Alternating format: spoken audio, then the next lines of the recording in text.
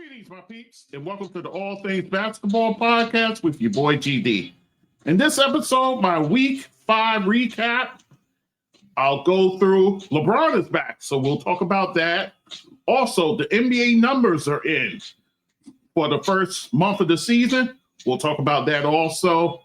And some WNBA news, guys. Less than a week from the CBA deadline coming through, so we'll talk about that as well. There was a draft lottery. We'll talk about that. Then you had a couple of NBA and former NBA guys talking craziness about the W.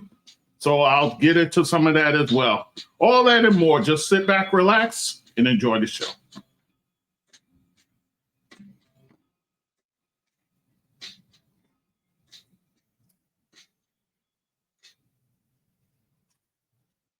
Okay, guys, it's your boy GD back with the All Things Basketball with GD podcast.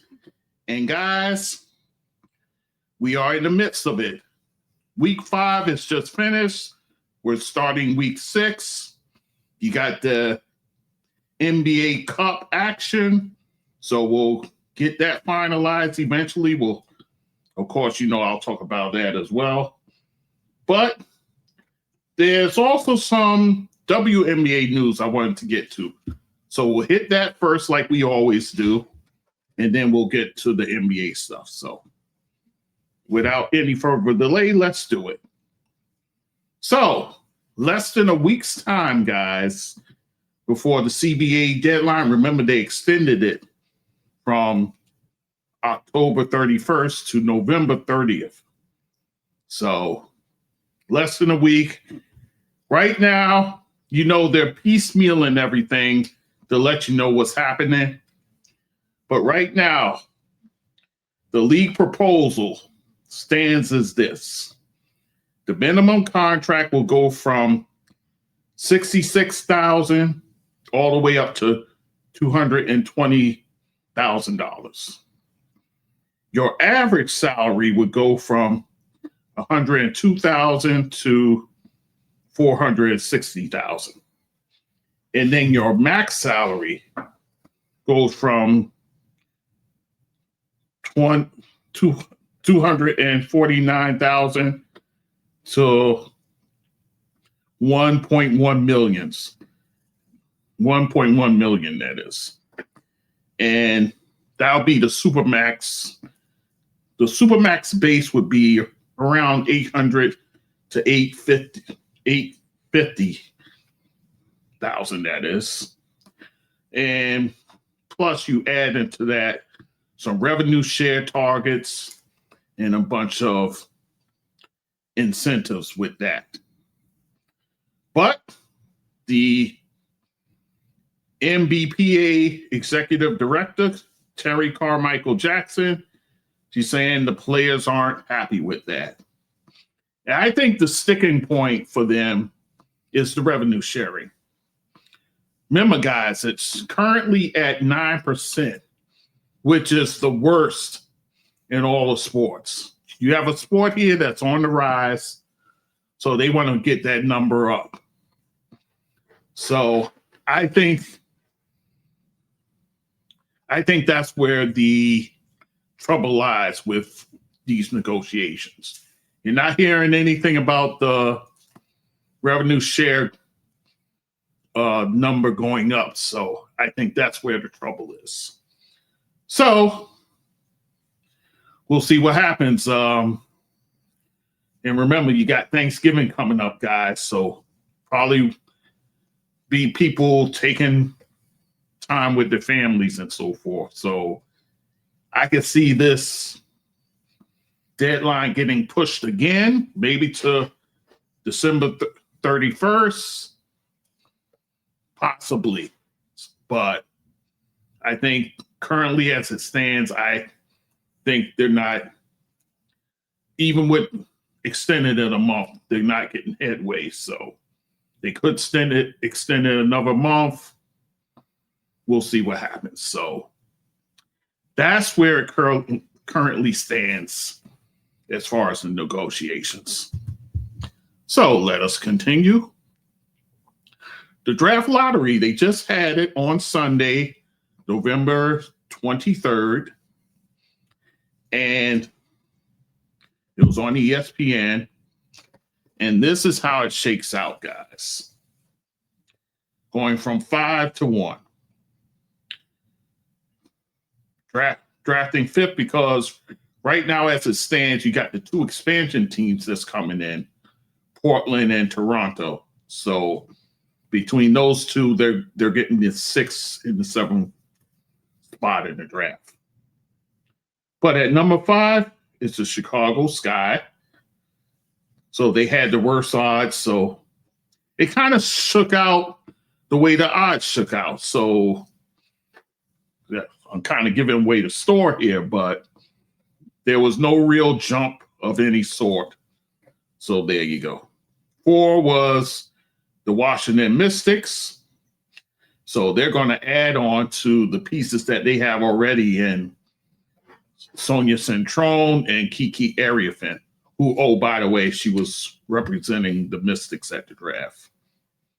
The Seattle Storm will pick 3rd, and they were rep by Gabby Williams. So the assumption is Gabby Williams will remain in Seattle, but they get the 3rd pick. 2nd pick, the rich get richer, guys. This pick originally belonged to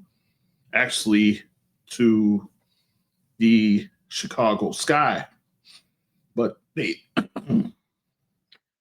when they drafted Angel Reese, when they swapped picks and then Minnesota got a first rounder out of it, this is it. So this now belongs to the Minnesota Lynx. A lot of people say, oh, they'll probably trade the pick because, Cheryl Reed, she wants veterans in there. So, but they have the 2nd pick, and of course, they're represented by the Stud Buds, Courtney Williams, and also, oh gosh, I'm forgetting the names now. It'll come to me. Oh, Letitia Heidelman, sorry. Letitia Heidelman. So that's the Stud Buds. So they were there. And then the first pick goes to the Dallas Wings for the 2nd year in a row, guys. So 2nd year in a row, they get the number 1 pick. Mind you, they were represented by Maddie Segrist, who, oh, by the way, she got married in the off season. So congratulations to her. But hey, now, last year you got Paige Beckers. The rumors in the clubhouse is maybe you draft the AZ Fudd. This way you reunite the two. So Dallas can go a myriad of ways with that number 1 pick. So we'll see what happens. Your prospects are AZ Fudd, like I said, UConn. Also, there's this French phenom, Awa Pham. She's 6'4", so playing the center position. Look, I saw some film on her. Seemed like she can play inside and then come out to 3-point line and knock down shots out there. So she's kind of like the Dominique Malonga of this draft. A lot of intrigue with her. So she'll be amongst the top 5. Lauren Betts, of course, from UCLA, who many thought she would be the number 1 pick overall. I think that changes now. Olivia Miles for TCU, the all-world guard, who can play both guard positions, actually, but she's best at running the point. And then Flau'jae Johnson, who many say if she's amongst the top 5, maybe she gets picked by Chicago, therefore reuniting with Angel Reese. We'll see. It's too early to say on that in that regard. But that's the way things look as far as the draft lottery. A lot of intrigue there. And the draft lottery was overseen by Bethany Donovan, the senior VP and head of league operations. She was the one who announced the picks and all the things. So, but we'll see what happens. And then Minnesota too, they mentioned this on the broadcast. They only have one player under contract because remember with the CBA, a lot of the players became free agents outside of the players on rookie contracts, and then a couple other players like Kalani Brown was one. I think was it Lexi Brown was the second one. Yeah, it was just like a handful of players that were under contract. So it's going to be a free fall. But again, with the CBA talks, hopefully you don't have a lockout. You have the season going, getting underway, and we'll see what happens. So there you have it. So that's that bit of news. And then let me talk about this. I didn't want to, but you got guys chirping now. So it first started with Michael Porter Jr. He went on the pivot maybe about 9 months ago. And he's been on this crusade about, he's not even saying women, females playing basketball. That's how he puts it. So that's already painting yourself in a derogatory sense. So he went on the pivot and talked about that. He did this bizarre comparison with the best ping pong player doesn't always get paid. And this, I don't know where he was going with that.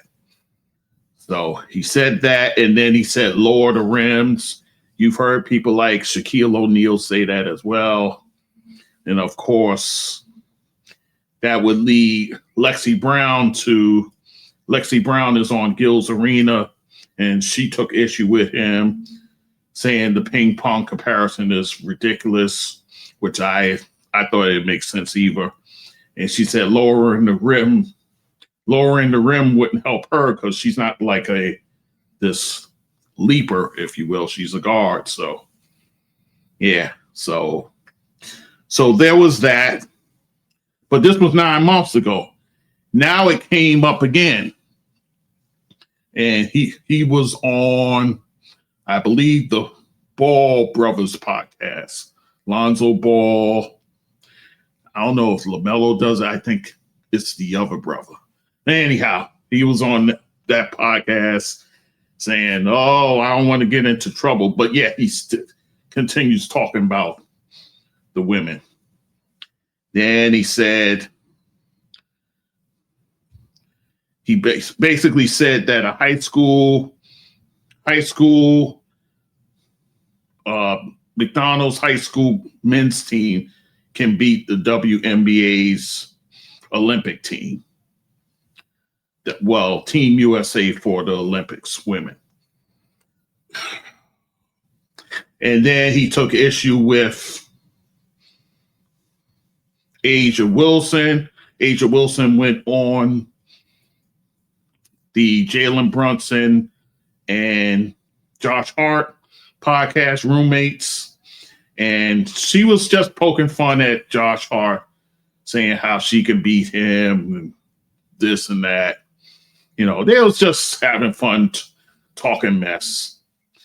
But, people take what they said in that podcast and run with it. So Patrick Beverly, he's in the hot take business too. He's another one that's in the hot take business.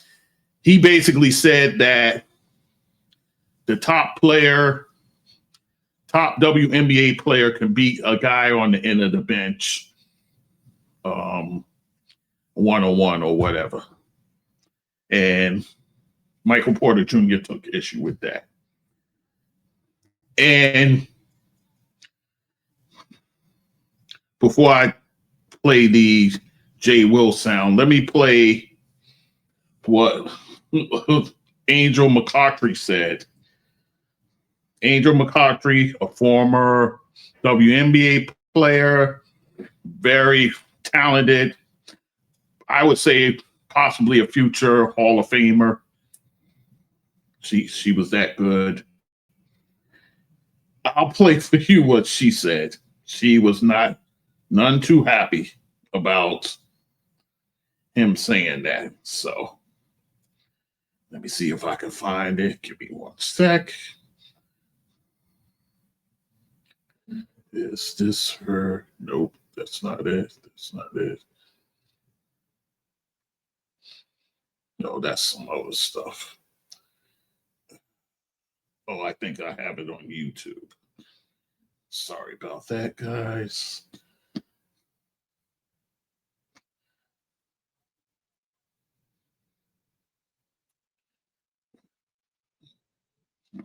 All right. Yeah. Here we go. All right. So I'm going to play for you Angel McCoughtry.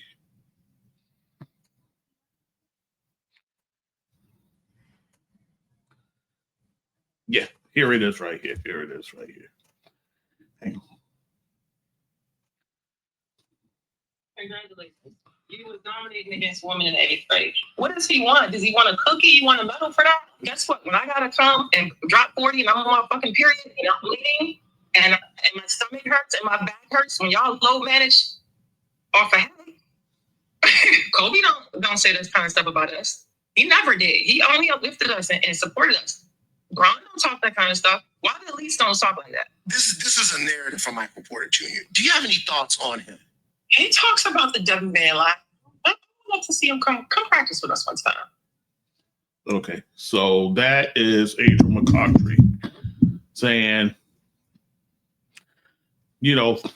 Kobe Bryant was a big time supporter of the WNBA, always had love for the WNBA. LeBron as well, he's always had love. He admires Caitlin Clark and all the things. So Aja Wilson, he talks about her as well. So her question is why the top tier players have love in these guys who Michael Porter is not a star. So let us be clear. Why you get guys like that talking mess? So there you go. So that's one instance. Then I want to play. This is Jason Williams, former NBA player known as White Chocolate. He had the handles and all the things. This is him. I almost don't want to play it, but I'll play it for the sake of this discussion.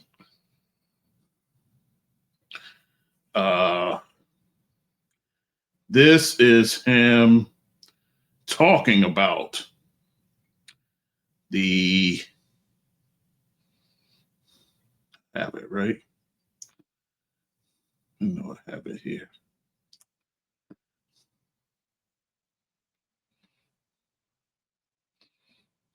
Yeah, give me one.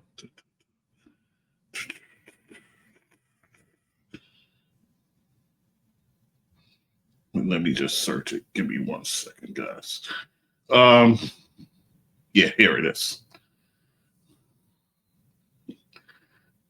There's an 11-minute clip. I'm not playing that. Here's the clip I want to play. Okay, here it is.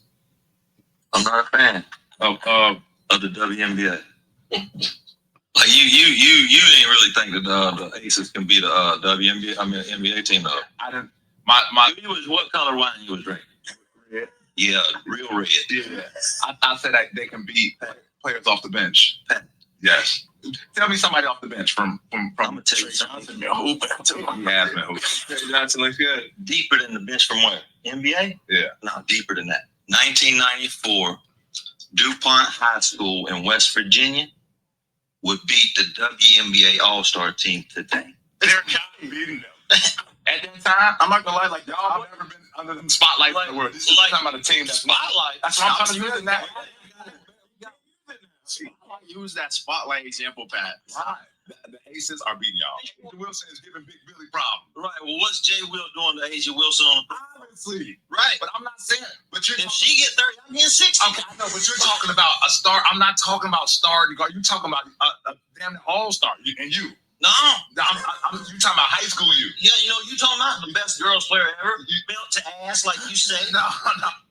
Okay. That's enough of that foolishness. All right, so you heard that sound, that pitiful sound.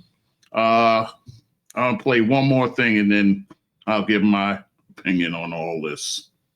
This is Sophie Cunningham after, what's his name, said what he said.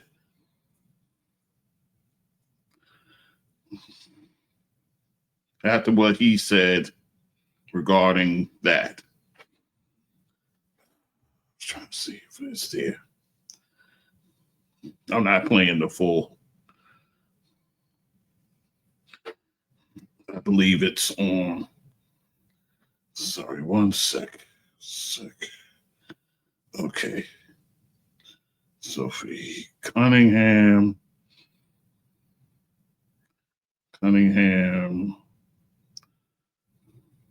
And Michael Porter Jr.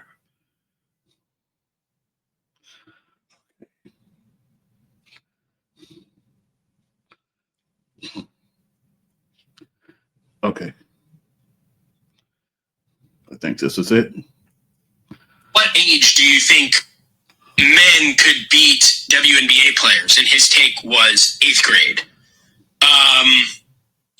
Do you think an 8th grader could hang? A group of elite 8th graders could beat a WNBA team? I mean, if they're future pros, dude, I mean, it just depends how big they are at that age. Like, Yeah. and the majority of the time, if they're going pro, unless you're a late bloomer, like you're already pretty big. And like, I mean, it's probably true. Like I don't want to be unrealistic or delusional. Like, men are just stronger, bigger, athletic. Like, they just are a different build. And so if you put them up against females, I'm like, well, yeah, they're gonna win. Duh. He was asked at what. All right, so you just heard Sophie Cunningham, a WNBA player, playing into this nonsense. Here's what I'm going to say. Let me just ask this question first. Why is it that we go, to me, this is the stupidest argument alongside the GOAT debate. This is stupid. This is stupid to me because we only do this with basketball. We don't compare a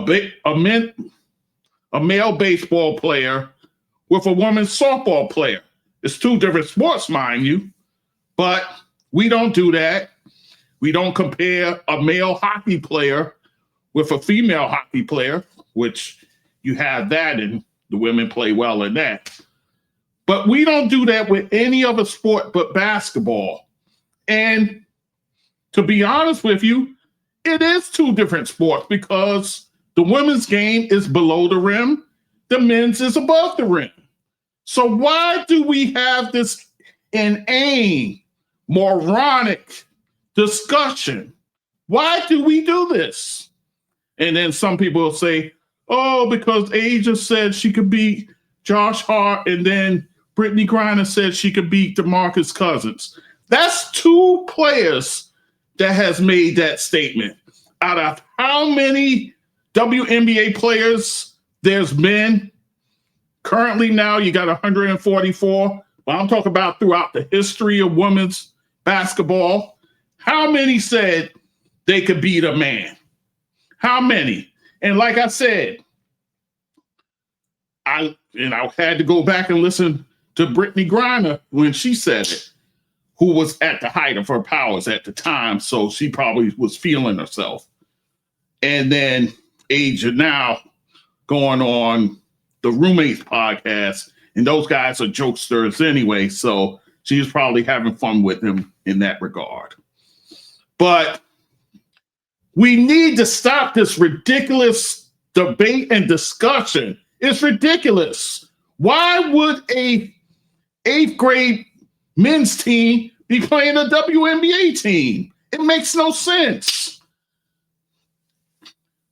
This is the type of discussion that the mouth breathers want, that the man boys locked away in their grandma's basement with Cheeto dust on their hands. This is the kind of stuff they want to talk about. It's moronic. Why are we doing this? Why are we doing this?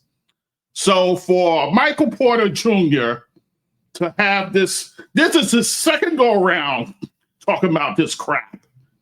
Come on. What are you even doing? And then behind Jason Williams, because he calling out Pat Bev. Pat Bev, stop it. Pat Bev, stop it. Why are you even saying a top WNBA player can be the guy in the bench? Stop that. You know that's tongue in cheek. You know you don't believe that for 1 second. So stop it. But again, why are we having this discussion when men and women play the sport differently? There's no need for this discussion. It's a waste of time. It will never happen. This is not Bobby Riggs taking on Billie Jean King. This is not that. So stop it. That's all I'm saying with this. It's a stupid discussion, and it's a waste of time, waste of my breath even having to go there. But here I am doing it. So there you have it. But again, this is for the unathletic mama boys who just, it grates at them that these women play the game at such an elite level amongst themselves that it just bothers them. So there you have it. Let me be done with this rant before I get myself in trouble. So that's all I had to say in that regard. So I'll leave it there. All right, guys. So that's the women's stuff. While I got time, let me get to the men's. We'll go first, as we always do, with the players of the week for week 5.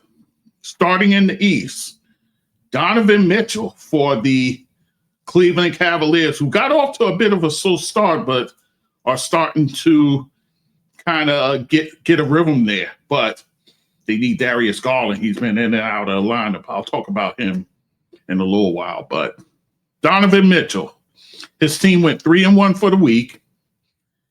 They all home games. They beat Milwaukee. They beat Indiana. They beat the LA Clippers. They did, however, lose to the Houston Rockets at home. So there you go. He averaged nearly 32 points per game, over 6 rebounds and 5 assists. He was efficient from the field, but for him, this is great. Over 56% from the field. You would love to get that kind of production from Donovan Mitchell, and that's what he did. Also, from 3-point range, he was 16 for 37. You'll take that as well. That's puts you around 45% or so. And then from the free throw line, out of 21 attempts, he made 17. So, yeah, you take that as well. So, Donovan Mitchell playing all-star basketball at the start of the season. No surprise. But Donovan Mitchell, your player of the week in the East. And then in the West, none other than the defending MVP, Shai Gilgeous-Alexander for the Oklahoma City Thunder. What a week for him. His team went 4-0, guys. 2 games on the road, 2 games at home, beating the Pelicans on the road, Sacramento at home, the Utah Jazz in Utah. And then at home, the up-and-coming Portland Trailblazers, they beat them. For the week, SGA, 31 points, 6.5 assists, over 4 rebounds, and 2 steals. Shooting it from the field, blazing as always, 60%, guys. From three-point range, very judicious about his attempts. 9 for 14, which is fabulous. So he picks his spots. And then from the free throw line, he goes there a lot. Out of 41 attempts, he made 37. So that's terrific. And the stat that blew me away, blew me out of my chair, guys. Consider this with SGA. Of the 18 games they played, oh, by the way, they're 17-1. Of those 18 games that he's played, he sat out of the fourth quarter in 11 of the 18 games. And he's still averaging over 30 points per game. Wow. Wow, that tells you something. That tells you how dangerous this man is. Again, nobody seems to talk about it. I will. He's the closest thing to Jordan we have right now. Full stop. Full stop, guys. He's Jordan-esque the way how efficient he is and the way he scores. So there you have it. So those are your players of the week, guys. All right, so let us continue. LeBron James returns to the court, guys. He returns on November 18th. I had reported last week that he was back with the team practicing, so his return was imminent. So he said, you know what? We're at home on a Tuesday night. Let me get ready for this. So that he did, and he came out for the game. It was a game against Utah at home, and the Lakers got the win, guys, 140-126. And in that game, guys, now remember, he made history, guys. He's the first player to begin playing his 23rd season. Wow. That tells you the staying power of LeBron James. And in that game, he played 29 minutes, scored 11 points, 12 assists, 3 rebounds. This is the number that blew me away. 1 turnover, guys. Wow. That tells you the IQ of a LeBron James out there on the court. Willing to get his teammates involved and still with a low turnover number. Wow. Amazing. And then for the game, Luka Doncic, 37 points for him, 10 assists for him, so he gets a double-double. 5 rebounds, 4 steals. And Austin Reeves still doing this thing, 26 points and 5 rebounds. And even DeAndre Ayton, 20 points with 14 rebounds for him. On the losing side, Keontae George is having a fabulous season, guys. 34 points, 8 assists, 4 rebounds, 2 steals. And then Lauri Markkanen, who's having a fine season as well. 31 points, 5 rebounds, 2 steals. But listen, the big story, LeBron James is back. And by all intents and purposes, guys, it looked like he's a perfect piece to plug into this lineup here. So, and I think this gets lost on people. And of course, friend of the show, D, him and I was talking about it, and he mentioned it. So I got to give him the credit. You got to remember, LeBron James is used to playing with talented people. Consider the Olympic Games, if you will. He wasn't the go-to guy. He was a facilitator. So LeBron has no issue being a facilitator, especially at this stage of his career now. He saw what this team was doing without him on the court. So he knows he needs to just come in and fit in. which he knows how to do. So I don't think he'll disrupt any of this, to be honest with you. So right now they're at 12-4. They're right underneath the likes of Oklahoma City Thunder. So they're right in the thick of things. So do I think this kind of play can continue? I think so. But I think the key for them is Ayton. I think DeAndre Ayton, I think if he can continue to give them the low post play inside, because they've been desperate for a center for the past year or so.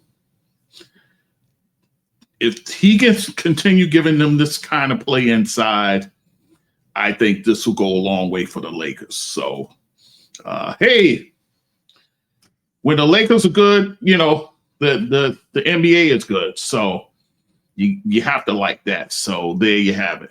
But LeBron James back for the purple and gold in Los Angeles with the Lakers. So there it is. All right, guys. So let us continue on. One more item, and then we'll save the rest for another episode, part 2. The numbers are out, guys. The numbers are out for the first month of the season. Guys, they had the highest opening month as far as viewership in 15 years, guys. Highest number. So remember now, they're on NBC and Peacock. They're on Amazon Prime, and they're on ESPN. Also, too, guys, they're showing games on NBA TV. I wasn't sure what was going on with that, but they are showing the games. I saw a few games on there already. So that's your platforms there. But viewership is up, guys. That's not all. League Pass subscriptions, of which I had, that's up 10%, which last year it was up 8%. So you bumped up an extra 2% with that. Not only that, guys, 10 teams have sold out their games thus far this season. And that's the Boston Celtics, the Cleveland Cavaliers, Golden State Warriors, no surprise there, Houston Rockets, Miami Heat, New York Knicks, no surprise, OKC, no surprise, Phoenix Suns, wow, San Antonio Spurs, there's a buzz down there in San Antonio, and then the Utah Jazz. And so all those teams, their home games sold out thus far. And then teams like Atlanta and Charlotte, their attendance is up 10%. But you know what's funny? With this news that's just come out, I don't see the outrage that I saw last year, where people was like, oh, the numbers are down, the product stinks, this and that. They take too many threes. Nobody's saying that now. These numbers are smacking you in the face, but nobody's saying anything. And then some people say, oh, that's because it's on NBC and as opposed to TNT, which is a cable channel, it's now on local TV. I'm like, really? Is that where we're going with that? Come on. But the numbers are up, guys. So all the anti-NBA people can't quibble about these numbers. I heard one of the guys say, oh, those are fake numbers. Oh, really? So here's my question. If these numbers are fake, what were last year's numbers? Those were the real numbers. Now you get the fake numbers. Is that how it works? So anyhow, I'm going to just leave it alone at that. But hey, the numbers are in for the first month, guys. And you got to remember, this is with the backdrop of the NFL, because last year they were saying, oh, the NFL is, that NFL is king and they taking away the viewers from the NBA and all kind of stuff like that. It's nonsense. It's nonsense. We'll just leave it at that. So, all right. So I'm going to end it here, and then I'm going to do part 2 because I got some more items to get to. Klay Thompson versus Ja Morant. We'll talk about that. And this is a goodie. Kenyon Martin versus Draymond Green. Oh, I can't wait to get into that. Also, injuries, performances of the week, and then also a few fines. And then there was a passing as well. We'll talk about that. All right, guys. All things basketball with GD.com is the website. There you'll find my episodes, clips, YouTube. Also, you find my episodes and clips there. Podcast platforms. I'm on all of them, guys. So you can find me anywhere. Apple, Spotify, all that's out there. And then social media, TikTok, Instagram, some Blue Sky, some Facebook. And then donate, guys. My donate button's on the website. In the scroll, Cash App, $GD, that's sports dude. $GD, that's sports dude. That's how you Cash App me. All right, guys. I thank you for listening as always. I'll be back shortly. Take care.